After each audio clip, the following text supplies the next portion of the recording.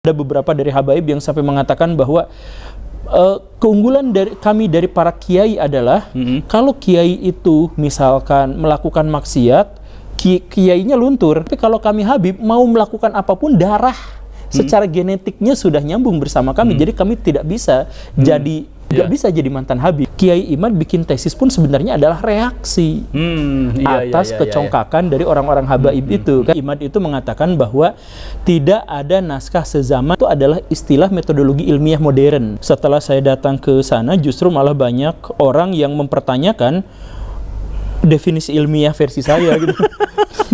Saya tantang untuk diskusi pada seorang yang gelarnya itu profesor, yang gelarnya itu dosen, gelarnya siapapun, terkait dengan definisi ilmiah. Assalamualaikum warahmatullahi taala wabarakatuh. Jumpa lagi dengan Arman Al-Fatih. Apa kabar teman-teman semua dimanapun Anda berada, kaum muslimin muslimat rahimakumullah. Semoga selalu sehat selalu dan diberikan rezeki yang melimpah, barokah, serta dikabulkan segala hajatnya. Amin amin ya rabbal alamin. Di video kali ini teman-teman kita akan mendengarkan secara seksama, bisa dibilang tantangan nih teman-teman ya, dari Guru Gembul yang ditayangkan di Kadasuka TV, yang mana tantangan ini ditujukan kepada Rabi Talawiyah serta khususnya Hanif Alatos yang kemarin sempat memframing Guru Gembul seakan-akan Guru Gembul ini orangnya radikal seperti itu, dan Guru Gembul akan menjawab di video kali ini. Seperti apa ulasannya, kita simak bersama. Assalamualaikum warahmatullahi wabarakatuh. Waalaikumsalam warahmatullahi wabarakatuh. Alhamdulillah saya bisa bertemu dengan Pak Guru yang kemarin sempat heboh nih. Masih heboh sampai sekarang. Masih heboh sampai sekarang ya. Pak Guru, tempo hari itu kan menggelegar lah bahasa saya. Pak Guru berani itu masuk ke sarangnya ini kan ya, ke Robito, nggak main-main. Dan di situ Pak Guru melampiaskan unek-unek yang luar biasa. Termasuk polemik nasab ini bukan karena kajian Kiai Imad, tetapi oleh pihak-pihak dari habaib itu sendiri. Betul. Nah, itu seperti apa bisa dijelaskan itu? Iya, jadi sekali lagi masalah habaib itu adalah bagian dari kultur keagamaan di Indonesia. Dan karena bagian dari kultur keagamaan di Indonesia, maka studi-studi akademik biasanya dibatasi atau bahkan tidak ada sama sekali. Karena biasanya dihalang-halangi oleh definisi-definisi atau tendensi-tendensi kesakralan. Jadi kalau misalkan sakral, maka tidak usah ada. Misalkan tendensi kesakralan itu misal, adakah sampai sejauh ini riset yang menyebutkan berapa persen dari kalangan pesantren di Indonesia yang bisa sampai ke luar negeri dan menjadi akademisi misalnya. Studi terkait dengan hal ini sedikit sekali atau bahkan tidak ada sama sekali. Karena bahwa output pesantren harus ditempatkan di sini dan tidak ada urusan-urusan akademik menyangkut masalah ini. Nah, demikian pun dengan masalah nasab. Masalah nasab itu karena sejak awal memang sudah dijelaskan bahwa ini secara tradisional turun-temurun ada catatannya, maka studi-studi akademik itu memang tidak masuk ke situ. Nah, yang terjadi itu sebenarnya apa? Yang terjadi itu pasca tahun 2000 ketika Orde Baru lengser, itu ada di antara segolongan habaib atau orang yang menganggap bahwa dirinya keturunan Nabi, itu muncul ke permukaan. Ke permukaan untuk berpengaruh di dunia politik, masuk ke dunia yang pesantren dan lain sebagainya. Itu masuk lebih dalam lagi, melakukan penetrasi. Nah, ini sebenarnya memunculkan juga ketidaksukaan dari sekelompok, dalam tanda kutip, orang-orang yang memiliki otoritas keagamaan tanpa label habaib. Ini sebenarnya terjadi gesekan dari lama, itu gesekannya itu cukup keras. Jadi salah satu yang kemudian saya soroti itu adalah representasi perkelahian antara Banser dengan FPI. Itu kan Banser itu mewakili NU, FPI juga kan sebenarnya dibesarkan dari lingkungan NU. Kultur sama-sama NU. Tapi kenapa bisa bergesekan? Karena yang satu habaib dan yang satu lagi itu adalah non habaib. Dan ini tuh besar di kalangan bawah, di kalangan pesantren-pesantren ini perseteruannya cukup besar. Cukup ini ya, kental ya. Cukup kental. Bahkan misalkan di NU itu sempat ada dari kelompok habaib dengan puncak strata tertinggi NU itu sempat ada Lah ya, friksi. Nah, ini tidak disorot oleh banyak pihak. Jadi yang disorot itu adalah dari golongan habaib itu mulai muncul banyak sekali orang-orang yang menyuarakan sesuatu yang mengganggu gugat otoritas dari kiai-kiai kampung dalam tanda kutip gitu kan, bahwa saya Habib derajatnya lebih tinggi, bahwa saya Habib lebih mulia, bahwa bagaimanapun buruknya saya, maka saya tetap yang memberi syafaat kepada kalian semua. Jadi surga dan neraka itu sangat bergantung pada apakah saya meridoinya atau tidak. Ada di kalangan para habaib itu yang sampai mengatakan seperti itu. Ada di kalangan para habaib itu yang sampai mengatakan bahwa bahkan ketika ada orang yang ahli maksiat, ketika dia tidak taat kepada norma-norma dan formulasi agama, dia tetap bisa masuk surga dengan jalur VVIP kalau mencintai golongan kami dan lain sebagainya. Nah, ini di kalangan, kalau misalkan kita melihat Islam secara keseluruhan, yang Muhammadiyah antang-antang aja, saya bodoh amat, gak peduli sama yang kayak gitu. Saya kalaupun percaya pada habaib, saya tidak percaya pada keunggulan mereka secara signifikan dibandingkan dengan manusia yang lain. Begitupun dengan Al-Irsyad Persis, orang-orang yang kita sebut sebagai Wahabi dan sebagainya. Tidak mereka percaya, mereka Habib. Mereka tidak terlalu peduli dengan itu, karena fokus kami adalah kami akan memuliakan orang yang memang mulia dengan karakteristik atau standar syariah yang mereka pahami. Akhlaknya baik, penegakan hukum yang baik, komitmen terhadap ajaran agama Islam, itu saja yang mereka ukur. Nah, ini habaib bawa standar atau karakteristik baru atau kriteria baru bahwa mulia itu kalau keturunan Nabi. Nah, ada secara zati zati bahwa itu ada kemuliaan itu turun temurun. Betul. Itu yang diglorifikasi ya menurut betul glorifikasi. Bahkan sampai ada dibentrokan. Misalkan ada beberapa dari habaib yang sampai mengatakan bahwa keunggulan dari para kiai adalah kalau kiai itu misalkan melakukan maksiat, kiainya luntur. Kalau dia melakukan dosa, kekiaiannya luntur. Tapi kalau kami Habib mau melakukan apapun, darah secara genetiknya sudah nyambung bersama kami. Jadi kami tidak bisa jadi kalau kiai bisa jadi mantan kiai, Habib gak bisa jadi mantan Habib. Tetap aja Habib ya. Tetap aja. Jadi kemuliaan mereka itu menjadi seperti itu. Nah, ini diperparah kemudian segelompok orang-orang NU itu diperparah dengan di luar NU, masyarakat awam yang seperti kita gitu ya, yang makan di warteg yang kayak gimana itu kemudian kesal juga dengan klaim-klaim otoritas dari habaib itu. Nah, makanya ketika muncul Kiai Imad, dan harus digarisbawahi bahwa Kiai Imad bikin tesis pun sebenarnya adalah reaksi atas kecongkakan dari orang-orang habaib itu kan. Reaksi sosial dari analisa-analisa sosial dan fakta-fakta lapangan itu. Betul. Jadi itu sebenarnya Kiai Imad itu reaksi. Seandainya nih kalangan habaib itu tidak menuntut privilege, tidak menuntut bahwa mereka itu harus dimuliakan sedemikian rupa, maka Kiai Imad saya yakin tidak akan menulis tesisnya itu. Saya setuju ya, Kiai Imad masih jadi muhibin ya. Iya, mungkin aja masih jadi muhibin. Yang membuat beliau itu protes itu kan adalah karena hal-hal buruk yang dibuat oleh para habaib itu. Makanya saya kemarin ngasih saran, bukan permusuhan, ngasih saran kepada para habaib, kalau mau polemik ini selesai dan para habaib itu dalam tanda kutip lah kembali mendapatkan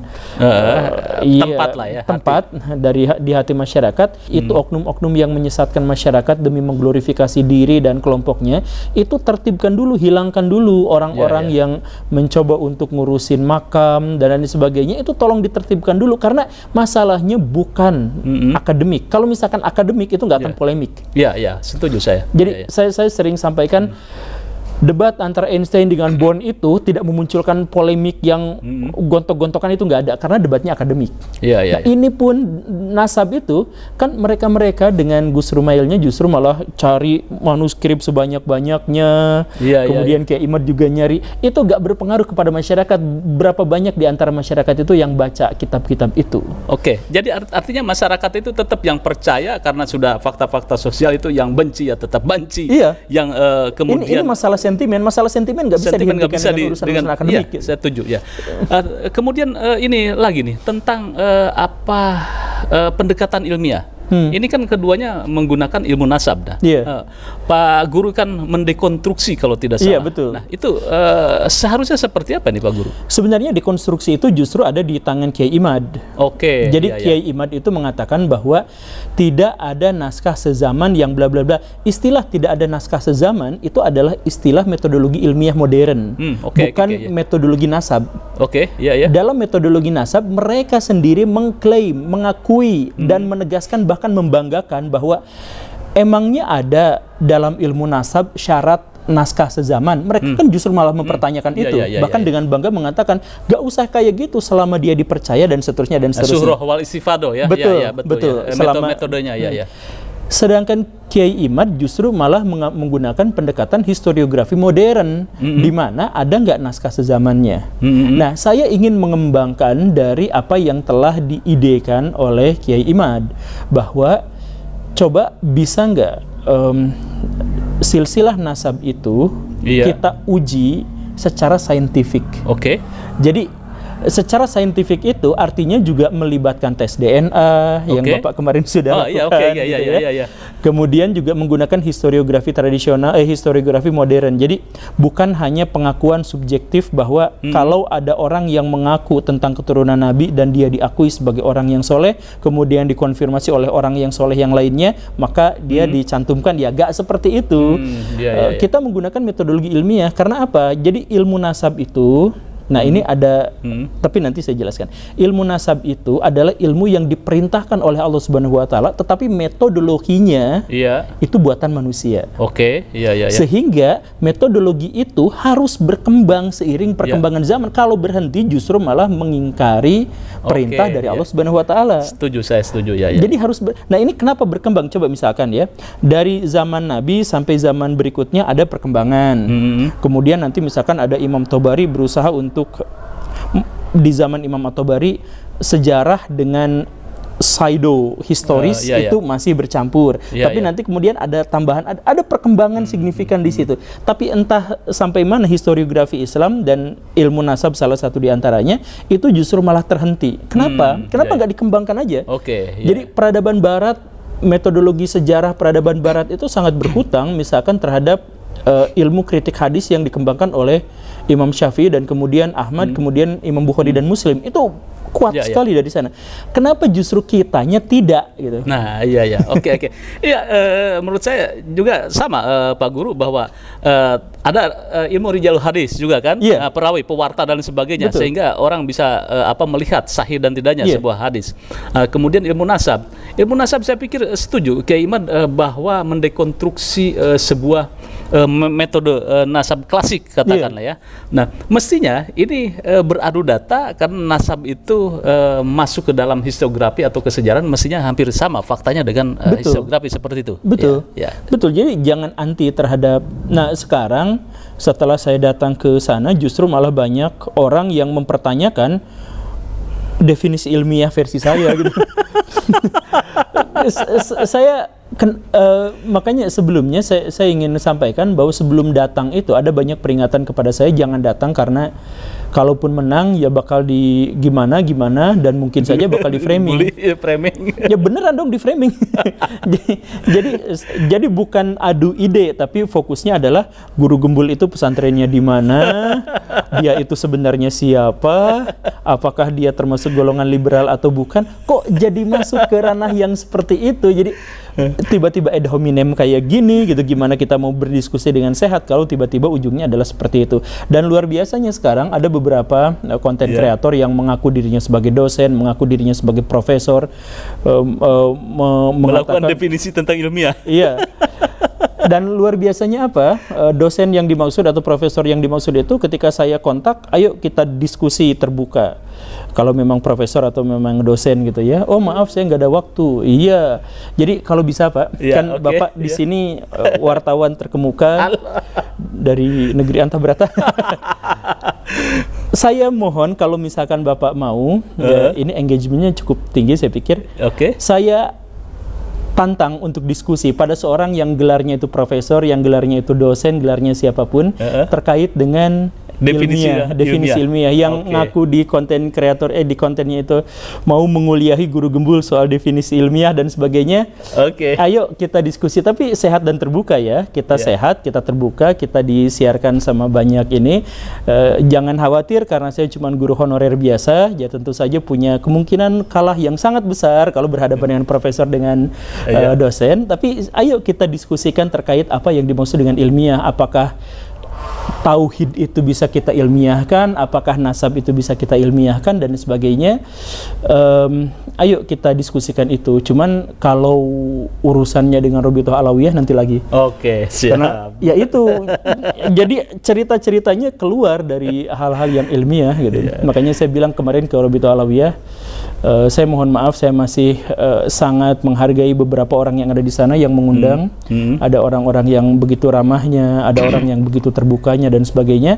Tapi mereka mengakui bahwa di antara mereka itu tidak terkoordinir satu sama lain, sehingga tiba-tiba ada yang nge-framing saya ini seperti ini dan kemudian menjadi lebar gitu. Makanya ya khususnya ya yang gelarnya, yang bikin konten itu yang gelarnya profesor, yang gelarnya dosen itu di channel Bapak ini. Ayo kita diskusikan. Siap, kita tunggu closing statementnya ini terhadap polemik nasab ini. Kira-kira ini apa namanya penyelesaiannya seperti apa nih?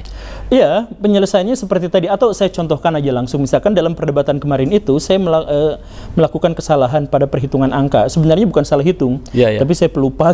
Jadi seharusnya 58, saya sebut 78, dan saya akui saja bahwa itu adalah bagian dari kesalahan saya.